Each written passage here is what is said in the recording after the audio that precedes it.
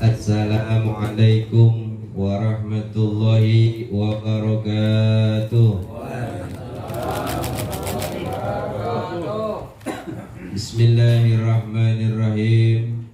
Alhamdulillahilladzi nawwir qulubana bi ulumil ulama wa anqadana biha min darajatil bahaimi wal a'ma ila darajatil huda wal imani billadzi khalaqal arda was sama. Asyhadu an la ilaha illallah wahdahu la syarikalah wa asyhadu anna Muhammadan abduhu wa rasuluh al-mabusu liyahrujan nasi minaz zulumati ilan nuril imaniyya. Allahumma salli wa sallim wa barik ala sayyidina Muhammadin atqal atqiya wa ala alihi wa ashabihi wa man tabi'ahu bi ihsanin ila yaumil jaza.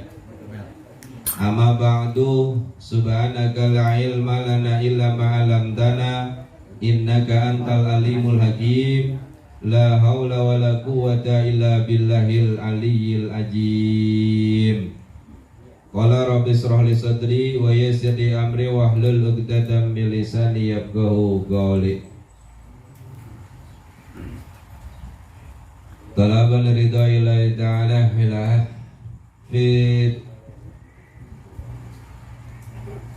ta'atillah wa fi ta'ati rasulillah wa ila hadratin nabi sayyidina Muhammadin sallallahu alaihi wasallam. Al-Fatihah.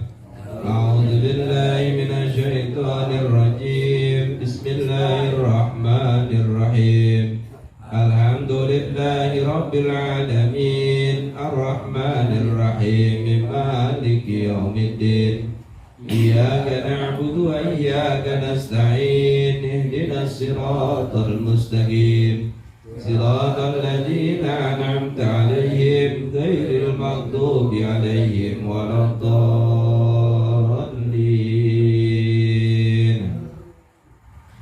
Hadratil mukarramin, para asatij, para hujaj, para tokoh masyarakat, sepuh bini sepuh, wabil khusus yang sama-sama kita hormati orang tua kita selaku sahibul bait, yaitu Al-Mukarram Bapak Haji Abdul Rajab beserta keluarga besarnya, yang mudah-mudahan beliau selalu ada dalam lindungan Allah Subhanahu wa taala, dikuatkan iman serta ketakwaannya kepada Allah dan Rasulnya, dimudahkan segala urusan-urusannya, diterima amal ibadahnya, diampuni segala dosa-dosanya, dan juga keluarganya dijadikan keluarga yang sakinah mawaddah warahmah, serta keturunannya dijadikan keturunan yang soleh dan soleha.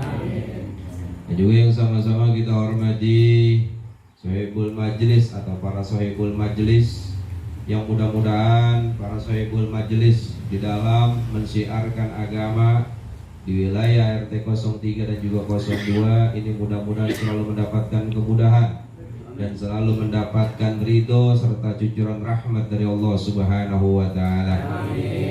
Aparatur pemerintah, Bapak RT dan juga jamaah hadirin yang tidak bisa saya sebutkan namanya satu persatu, yang mudah-mudahan kita semua selalu ada dalam lindungan Allah Subhanahu wa taala.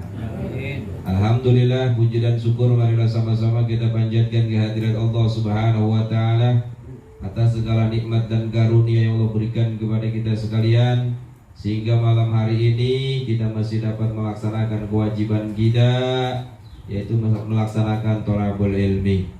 Dengan harapan mudah-mudahan langkah kita, niat kita, serta duduknya kita di majlis ta'lim ini Allah catat sebagai amal ibadah yang sempurna, yang kelak dapat bersaksi dan dapat meringankan hisab kita. Amin ya rabbal alamin. Salawat dan salam semoga tercurah dan terlimpahkan kepada Nabi kita Muhammad sallallahu alaihi wasallam, pada keluarganya, sahabatnya, dan juga kepada para tabi-tabiinnya, hingga kepada umatnya akhir zaman, termasuk kita yang hadir pada kesempatan malam hari ini, yang mudah-mudahan berkat sholawat kita semua mendapatkan keberkahan, dan juga berkat sholawat kita diakui umat oleh baginda Rasul, sehingga kelak kita bisa mendapatkan syafaatul ujmanya. Amin ya rabbal alamin.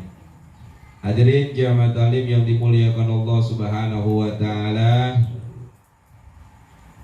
Pada kesempatan malam hari ini, sebelum kita masuk pada pelajaran kita, terlebih dahulu mari sama-sama kita niat. Karena dengan niat yang benar, dengan niat yang ikhlas, kita menuntut ilmu. Mudah-mudahan ilmu yang kita dapatkan menjadi cahaya buat kita dan juga buat keluarga kita di dalam mengarungi kehidupan ini, sehingga kita bisa mendapatkan keridhaan dari Allah Subhanahu wa taala. Bismillahirrahmanirrahim. Nawaitu ta'alluma wa ta'lim wa tazakura wa tajgir wa naf'a wal intiba' wal ibadata wal istifadah wal hasa ala tamasuki bi kitabillah wa sunnati rasulillah wa du'a ilal huda wa dilalata alal khair ibtighai wajhillahi wa mardatihi wa qurbihi wa sawabih. Allahumma akhrijna min julumatil wahmi wa akrimna binuril fahmi waftah alaina bima'rifatil ilmi wa hasin akhlaqana bil hilmi wa sahil lana abwaaba fadlika wansur alaina min hajaini rahmatika ya arhamar rahimin. Amin ya rabbal alamin. Bismillahi walhamdulillahi wa la ilaha illallah wallahu akbar wa la hawla wa la quwwata illa billahil aliyyil azim.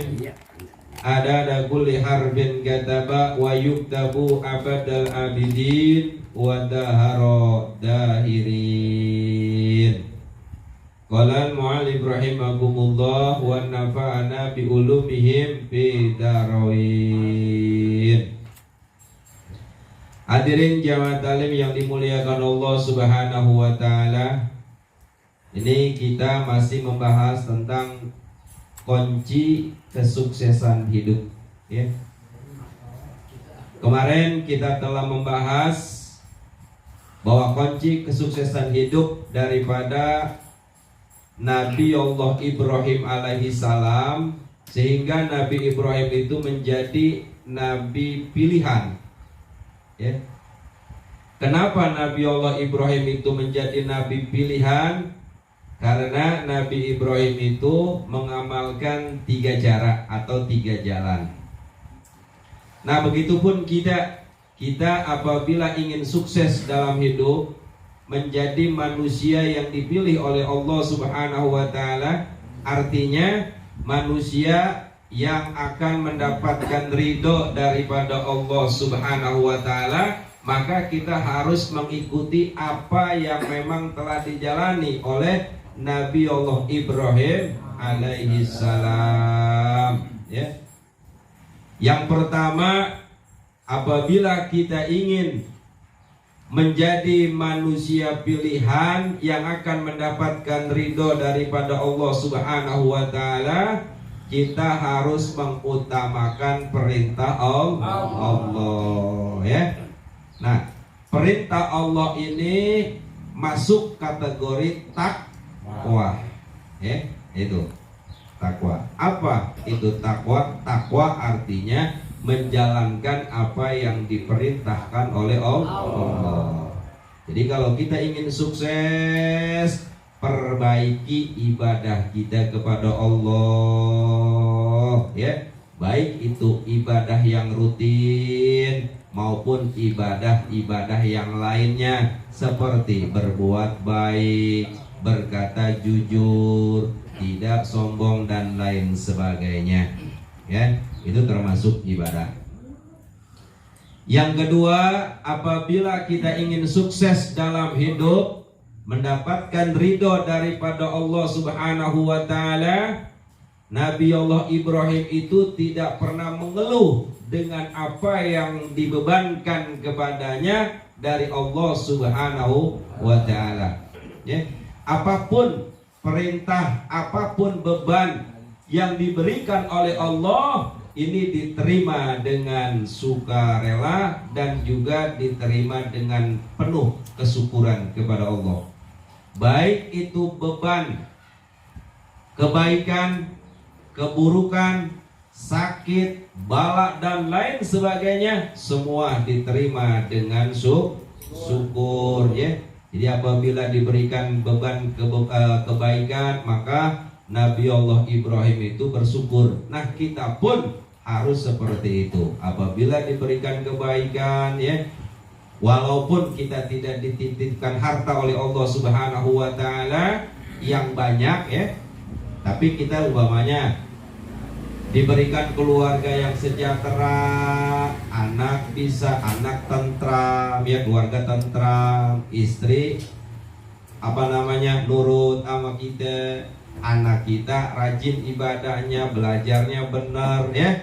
Nah, itu kita harus bersyukur kepada Allah Subhanahu wa taala. Ya, karena itu adalah harta yang paling berharga. Ya.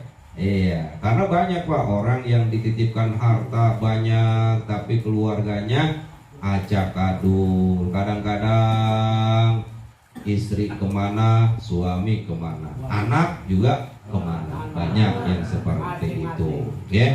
Itu makanya walaupun Allah tidak menitipkan begitu banyak harta seperti apa yang ada di angan-angan kita, tetap kita harus bersyukur. Kita lihat anak kita, ya Allah, alhamdulillah anak kita, walaupun kita tidak banyak uang, tapi anak kita ini kalau diperintah cepat berangkatnya, disuruh belajarnya rajin, disuruh ngajinya tekun, ya kan? Nah, ini kita harus bersyukur kepada Allah Subhanahu wa taala. Itu, ya. Jadi yang kedua, kalau kita ingin menjadi orang yang sukses hidup, mendapatkan ridho daripada Allah Subhanahu wa taala, kita tidak boleh mengeluh, ya. Di satu sisi umpamanya kita dikurangin, kurang harta umpamanya, di satu sisi keluarga kita bahagia, ya kan? Nah, itu bersyukur. Ada juga di satu sisi hartanya dibanyakin, tapi kadang-kadang keluarganya tidak. Nah, di saat di rezeki di hartanya kita bersyukur, di keluarganya kita harus banyak sabar, begitu, ya. Jadi jangan mengeluh, jangan, ya. Iya, terima aja apa yang memang sudah ditentukan oleh Allah Subhanahu wa taala terhadap diri kita dan keluarga kita. Gitu. Jadi jangan banyak mengeluh. Yang ketiga, Nabi Allah Ibrahim menjadi nabi pilihan itu karena Nabi Ibrahim itu sosialnya tinggi, rasa sosialnya, rasa kebersamaannya, ya, rasa persatuannya. Makanya kalau kita ingin menjadi orang sukses dan mendapatkan ridho dari Allah Subhanahu wa taala dan juga menjadi orang-orang pilihan yang akan mendapatkan keselamatan baik di dunia maupun di akhirat, maka kita harus mengikuti apa yang telah dilakukan oleh Nabi Allah Ibrahim alaihissalam, yaitu meningkatkan rasa sosialisasi terhadap saudara-saudara kita, ya. Jadi Nabi Allah Ibrahim itu selalu kalau makan baik itu siang ataupun malam, beliau selalu mengundang tamu, ya. Beliau tidak akan makan sebelum ada tamu yang datang. Makanya kalau bisa mau makan tuh dia panggil dulu tetangganya. "Woi, Mas, sini Mas. Udah makan belum?" Gitu. Panggil sama Nabi Ibrahim, ajak makan. Kalau kita kan enggak, kata bini begitu kita mengundang, "Ya Pak, lu pakai ngundang-undang tamu lagi. Gua makan masak ikan cuma aduh, buat lu." kata bini kita gitu. Tapi Nabi Allah Ibrahim apa Pak? Kalau misalnya umpamanya istrinya ini masak ikannya satu, ya. Nabi Allah Ibrahim itu sengaja dia nggak makan ikan. Ya nanti ayo Pak, silakan makan Pak ikannya Pak. Ayo Pak buat rumahnya. Enggak, saya lagi gagal makan ikan. Begitu jawaban kalau kita mah. Tamu aja. Kadang-kadang gitu kadang-kadang ya. Iya, kadang-kadang kita dibuat kita dulu, baru buat tamu gitu. Gitu loh, ya. Jadi harus tamu dulu. Bahkan ada satu cerita itu ya. Ada satu cerita begini. Di zaman Rasulullah SAW itu ada seorang keluarga yang hidupnya itu miskin, Pak. Pas-pasan hidupnya pas-pasan, ya kan? Begitu ya. Tiba-tiba kedatangan tamu. Begitu kedatangan tamu, yang namanya tamu kata Rasul itu harus dijamu. Kenapa? Karena tamu itu datang membawa berkah, pulang bawa penyakit kita dibawa oleh tamu. Nah, karena ini satu keluarga ini memakai apa yang telah disampaikan oleh Rasul, ya, ilmu yang disampaikan oleh Rasul dipakai sama dia. Begitu kedatangan tamu, kata suaminya begini, "Mah, kita kedatangan tamu, coba siapin makanan," gitu. Ya. Itu padahal di dalam anaknya lapar, suaminya pun lapar, Pak. Istrinya juga belum makan. Nah, punya nasi atau punya makan itu hanya sekedar buat itu, Pak. Buat makan-makan mereka bareng-bareng. Ternyata begitu kedatangan tamu, akhirnya apa? Makanan yang tadinya buat keluarga disiapkan untuk tamu. Cuman begitu nyiapin, di dalam rumahnya digelapin, Pak. Tek-tek mati lampu semuanya. Supaya apa? Supaya enggak ketahuan nih anak perutnya perih. Istri merintih.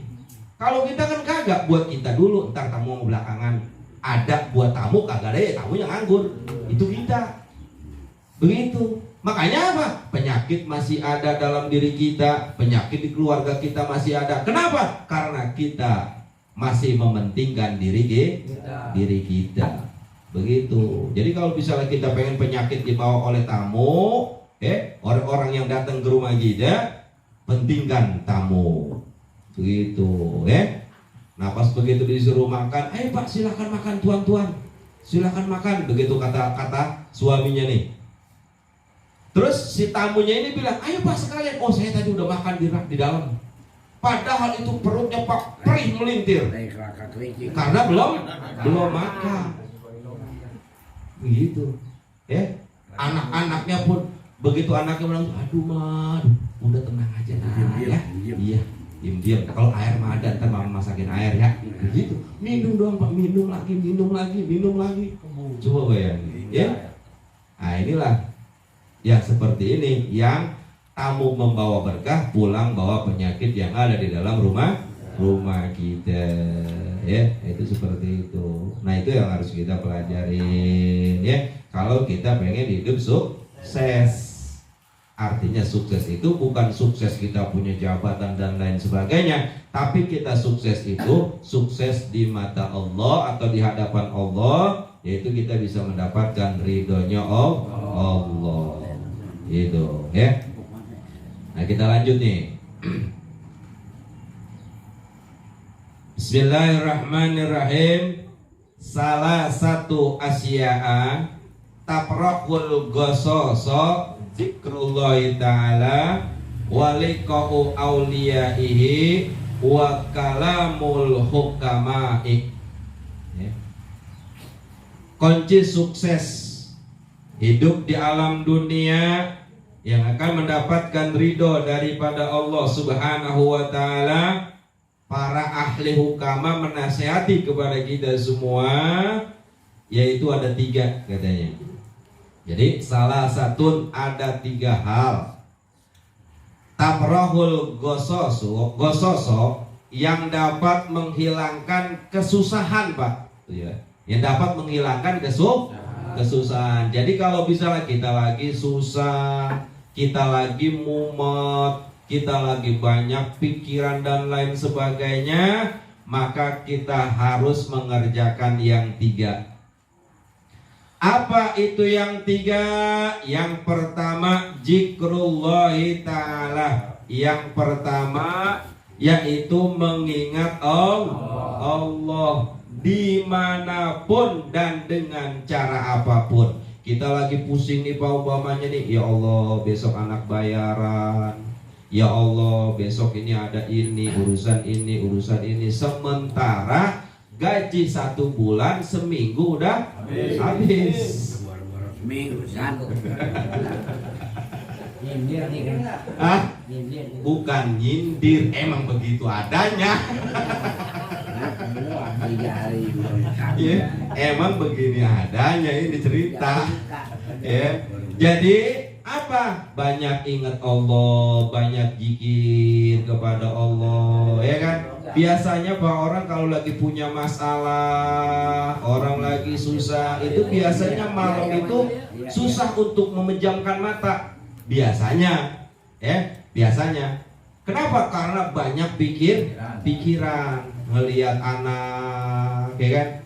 Ngelihat istri, ngelihat besok masalah, urusan dan kadang-kadang kita berpikir, ya Allah, minta jalan keluarnya. Nah, daripada kita nongkrong, daripada kita cari hal-hal yang sekiranya dapat merugikan, mendingan kita ambil wudhu, kita zikir kepada Allah. Boleh nongkrong tapi sambil zikir, ingetin Allah, ya Allah begitu besar nikmat yang Engkau berikan kepadaku, walaupun besok banyak masalah, ya kan, duit kagak punya, ya kan, gaji sebulan seminggu udah habis, ya kan.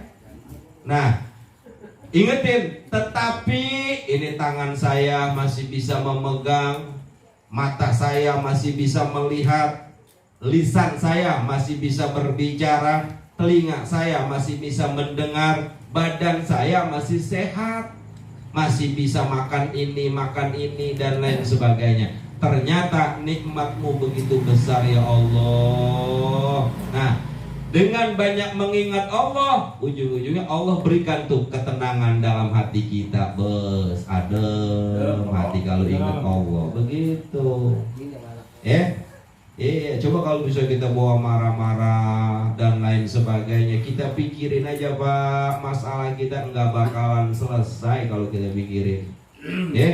Yang bisa menyelesaikan masalah itu hanya Allah. Kita mah cuma digerakkan dong, nih lu selesai masalah ini begini, begitu kata Allah, ya kan? Ya tetap yang menyelesaikan Allah, begitu. Jadi kalau kita lagi banyak kesusahan, banyak kebingungan, maka yang pertama kata ahli hikmah itu banyak-banyak mengingat Allah. Itu yang pertama. Kita mengingat Allah dengan sholat, boleh banyakin sholat, ya kan? Daripada puyeng tidur kagak bisa, mendingan ngambil wudhu, sholat tobat, Pak. Kenapa? Karena manusia itu tidak pernah luput dari salah dan dosa, ya kan? Kenapa ini jadi masalah? Ini semua pasti karena perbuatan kita, perbuatan maksiat kita, perbuatan salah kita terjadi, timbul ya masalah. Nah, tobat kita kepada Allah, minta ampun, ya Allah, tuh Pak, begitu. Ya, istilahnya begini, contoh, kita punya rumah, ya kan? Terus gentengnya bocor. Akibat siapa bocornya? Bisa saja itu akibat kita, umpamanya karena kita salah lempar batu, jatuh ke genteng kita, bocorlah genteng kita. Nah, untuk supaya setiap hujan itu tidak bocor, gimana caranya? Ganti gentengnya atau ditambal. Begitupun kita perjalanan hidup kita, kok ada masalah begini, ada masalah ini, masalah itu dan lain sebagainya. Masalah ini pasti perbuatan kita.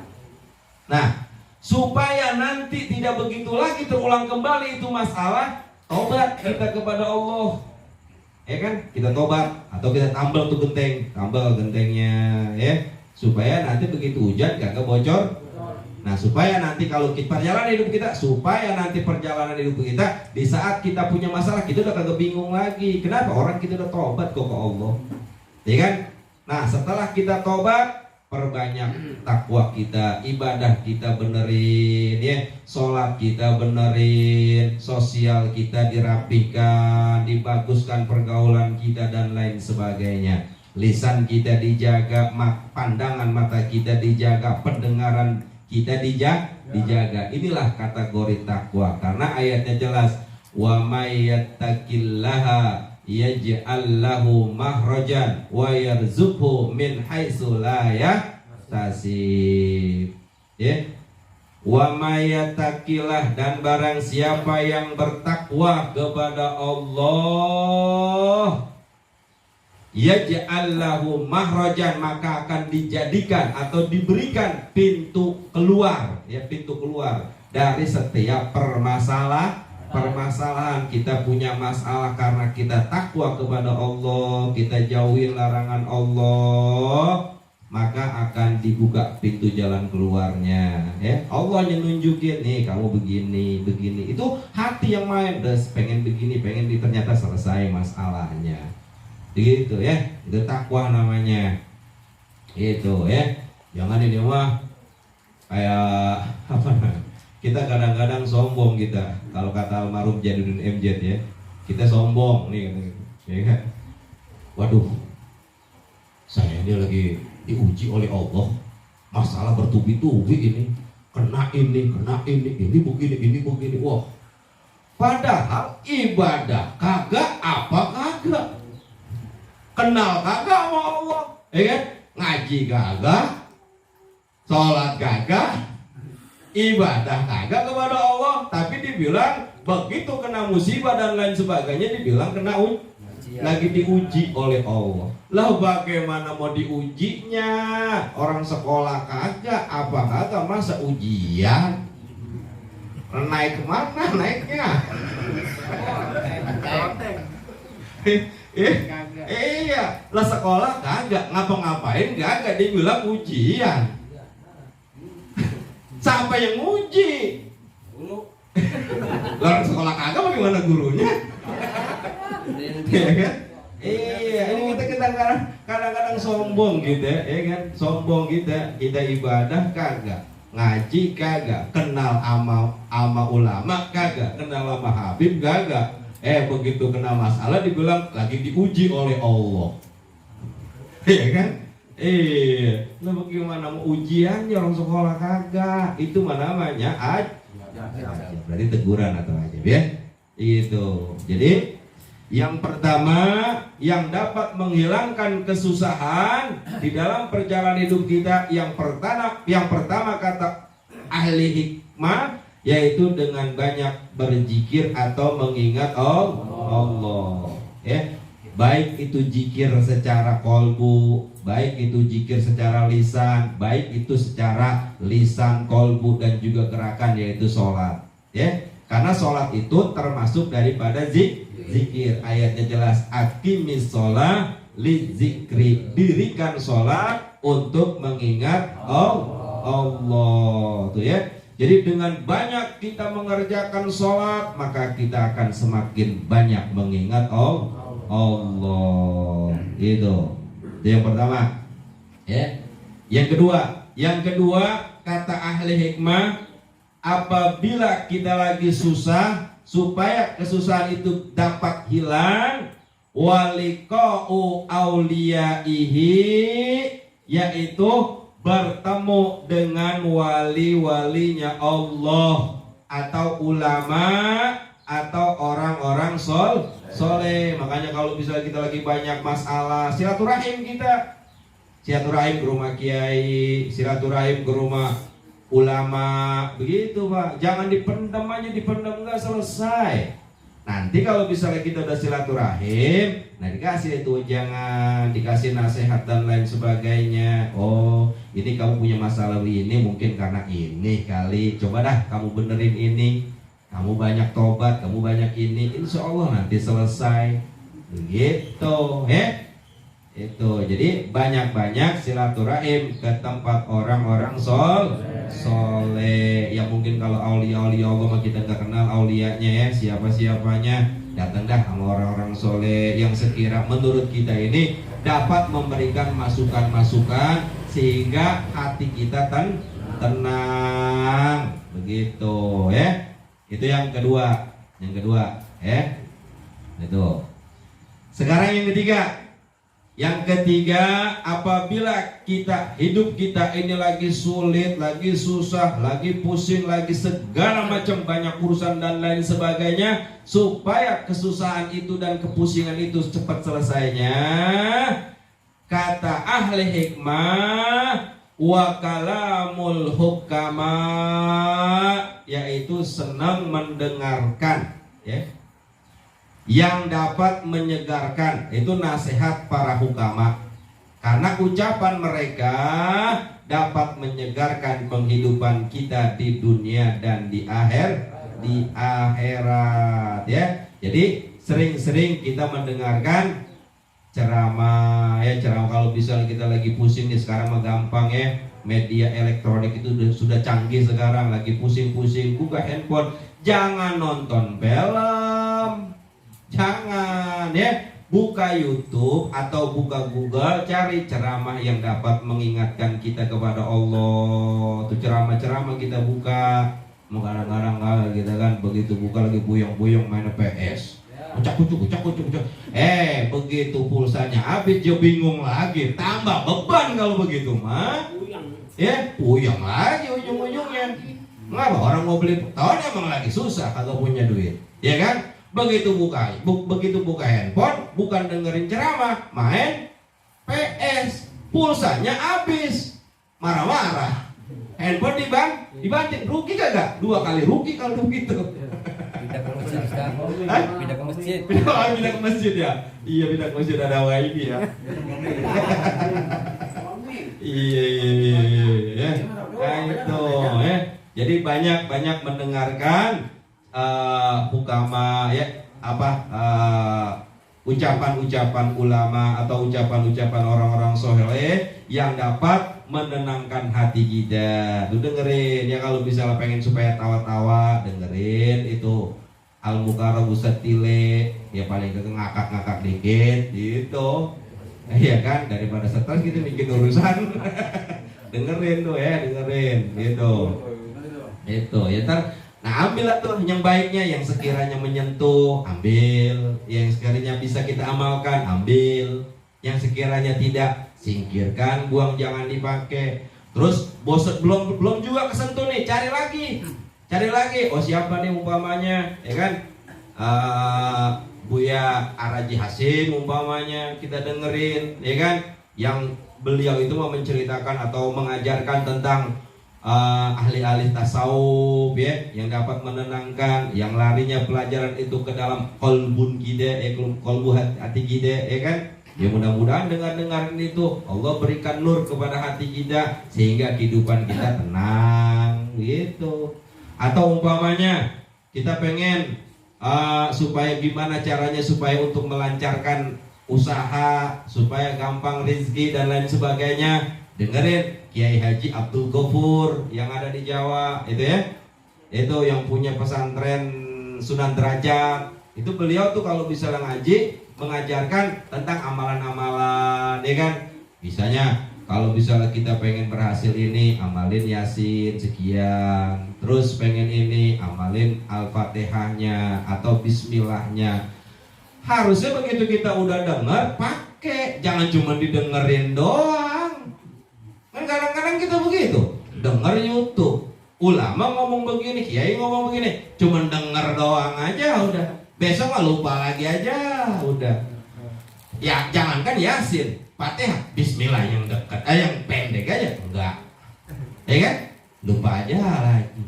Besok begitu pilot baru pengen lagi, gue pengen ngamalin Yasin. Lah keburu kagak selesai. Kenapa ya, orang udah bahasanya begini, udah hujan baru nyari payung.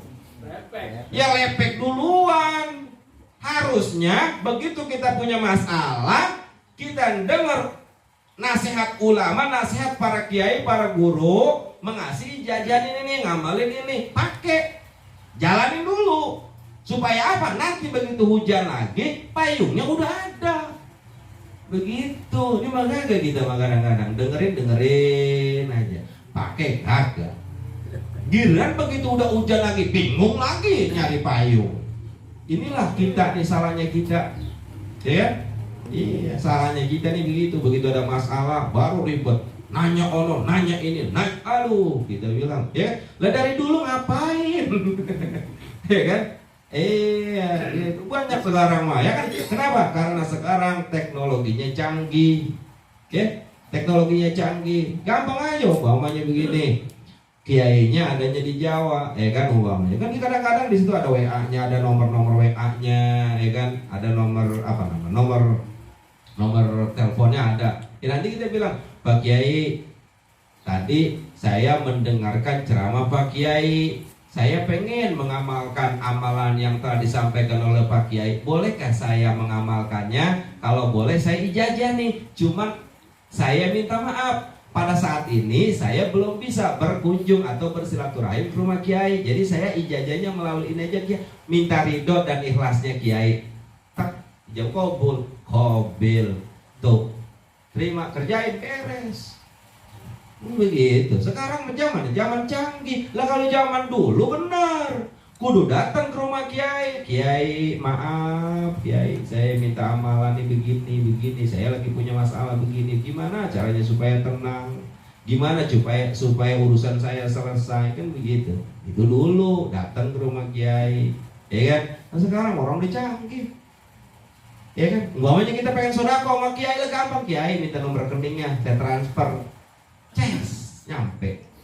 Kata Kiai, alhamdulillah saya ridho, saya ikhlas. Kobil tuh.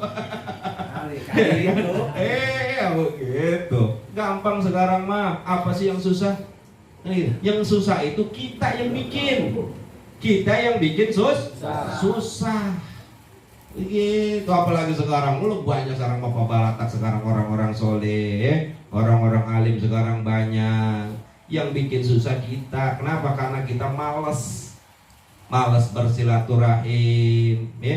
Kita malas, ujung-ujungnya nggak selesai masalah kita. Kita pikirin aja sendiri. Pun begitu udah dikasih juga didiemin aja, ya kan? Iya, bebuluk. Iya, gitu ya. Nah, kita akhiri pada dasarnya. Umpamanya kita dengar nih dari ceramah, umpamanya kita ada maulid. Contoh, ada maulid, kata Kiai umpamanya gini, saudara-saudara sekalian, barang siapa yang punya masalah, tolong berbanyak baca sholawat. Satu. Atau saudara-saudara sekalian, barang siapa yang ingin dimudahkan dalam urusan kehidupannya, maka amalin subhanallah walhamdulillah wala ilaha illallah wallahu akbar. Amalin. Kita kan kagak. Begitu pulang peringatan maulid, lupa aja lagi apa yang itu. Begitu datang masalah, waduh, gua kemana ini ya, nyari masalah. Padahal itu udah dikasih ilmunya oleh guru-guru kita, para ulama, para kiai, udah dikasih. Cuma kadang-kadang kita kagak sadar di sini. Kita mengandalkan pakai A, 1 tambah 1. Kalau kita punya urusan duit, yang kita pikirin kan gimana caranya dapat duit. Itu salahnya kita. Harusnya apa? Oh, yang punya dunia ini siapa? Allah. Yang bisa menyelesaikan masalah kita siapa? Allah. Deketin Allahnya. Jangan dijauhin Allahnya. Kalau kita kan kagak, makin jauh dari Allah. Kata Allah, ya biarin. Gue liatin aja lu kira-kira bisa gak nyelesainnya. Kan begitu. Iya, emang begitu. Sama orang tua nih, ya kan? Contoh kita lagi nih sama orang tua, kita hidup sama orang tua bareng-bareng, orang tua masih ada. Kalau kita punya masalah, nanya sama orang tua.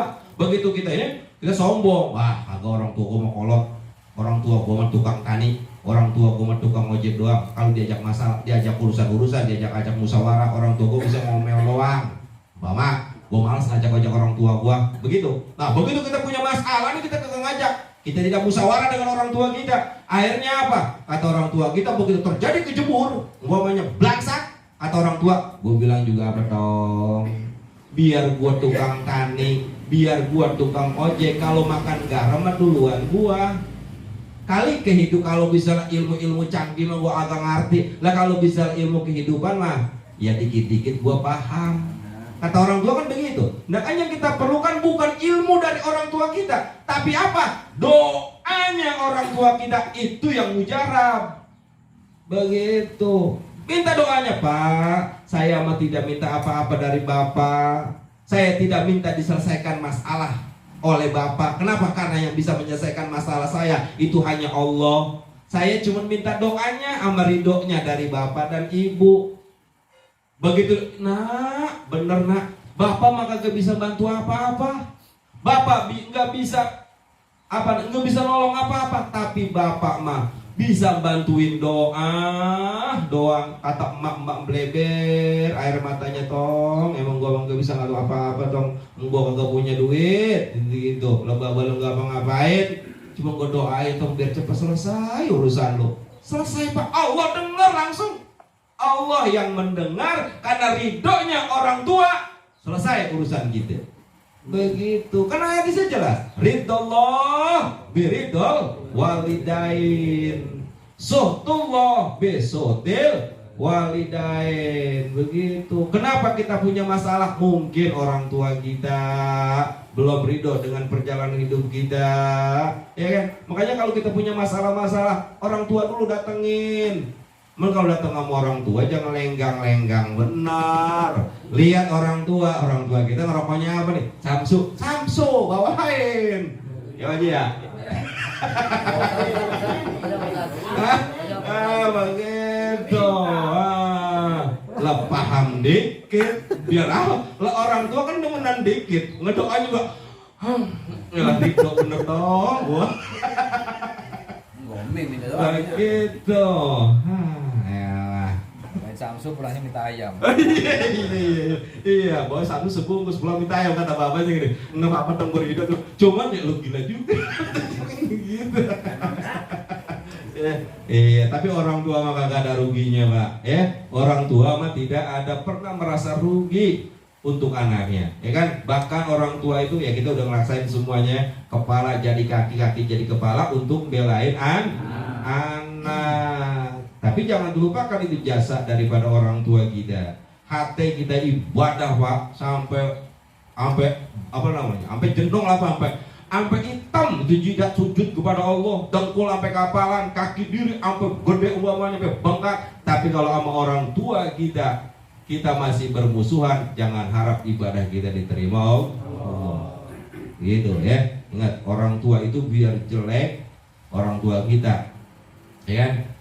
Itu miskin orang tua kita, petani tetap orang tua kita. Hati orang tua kita itu mau menjadi tukang minta-minta, tapi tetap dia adalah orang tua kita yang harus kita hormati, kita sanjung, kita angkat derajatnya. Makanya kalau sama orang tua jangan sodakoh, jangan ngasih zakat sama orang tua, nggak boleh. Itu namanya galil adab. Kalau sama orang tua ngasihnya hadiah seberapapun yang kita punya, yang kita miliki, ngasihnya hadiah. Kenapa? Karena orang yang menerima hadiah, yang ngasih hadiahnya di bawah, yang nerima di atas. Jadi walaupun orang tua kita petani, orang tua kita tukang minta-minta, kalau ngasih-ngasih itu harus orang tua kita adanya di atas. Jangan lo, tuh Pak, lo main kamu lo tuh, nggak boleh begitu, nggak boleh begitu. Udah kagak berkah kita sama orang tua begitu.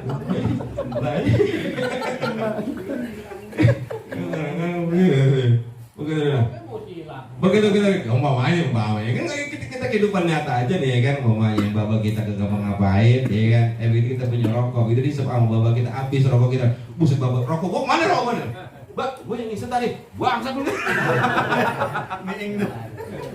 Biarin ya kan, pengen berkah kita, pengen sukses. Kita kan pengen sukses hidup di dunia. Artinya sukses itu bukan berarti kita sukses punya jabatan dan lain sebagainya, bukan. Tapi sukses kita mendapatkan kasih sayang Allah, kita sukses bisa mendapatkan ridho Allah, itu kan. Nama orang tua kita. Kenapa? Karena hadisnya jelas tadi, ridhollah biridhol walidain. Orang tua kita, ayo tanya orang tua kita, kita punya masalah, kita mau urusan, kita mau begitu, tanya orang tua kita.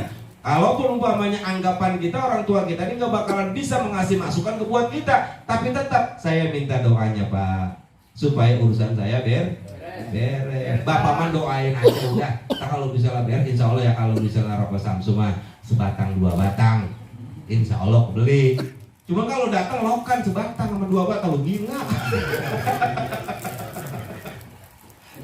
Ya paling enggak masak selop begitu. Itu. Lanjut ya. Itu 3 Pak tadi ya. 3. Jadi kalau misalnya kita pengen kesusahan-kesusahan kita dihilangkan oleh Allah, yang pertama kita harus mengingat, banyak-banyak mengingat Allah dimanapun kita berada. Baik itu kita lagi ada di rumah, kita lagi dalam keadaan memang sujud menghadap Allah, kita lagi di perjalanan, kita lagi di tempat pekerjaan, atau di mana saja kita berada, banyak-banyak ingat Allah. Karena orang-orang yang banyak-banyak mengingat Allah, insya Allah nafsunya itu akan teredam sedikit. Pokoknya kita di jalan, begitu di jalan senggol, orang marah, kita ingat Allah. Ya Allah, ini sudah takdirmu saya disenggol orang. Enggak jadi marah. Tapi kalau misalnya nafsu kita tidak ingat Allah ujung-ujungnya, wah berabe nih orang, matanya kotok kali. Begitu ujung-ujungnya, ya enggak? Begitu. Akhirnya marah. Kenapa? Karena kita tidak banyak mengingat Allah. Tuh, yang pertama. Yang kedua, kita banyak-banyak bertamu atau bersilaturahim ke rumah orang-orang soleh yang menurut kita itu bisa memberikan masukan atau nasihat kepada kita. Silaturahim kita, ngobrol, bagaimana nih saya punya masalah begini, kira-kira pencerahannya bagaimana nih, begitu. Nah insya Allah nanti diberi jalan keluarnya. Itu yang kedua. Yang ketiga, banyak-banyak mendengarkan ucapan para ulama yang dapat menyegarkan, atau nasihat-nasihat para ulama. Karena ucapan-ucapan para hukama, para ulama itu dapat menyegarkan penghidupan kita di dunia dan di akhirat ya. Jadi kalau misalnya kita lagi banyak masalah, jangan main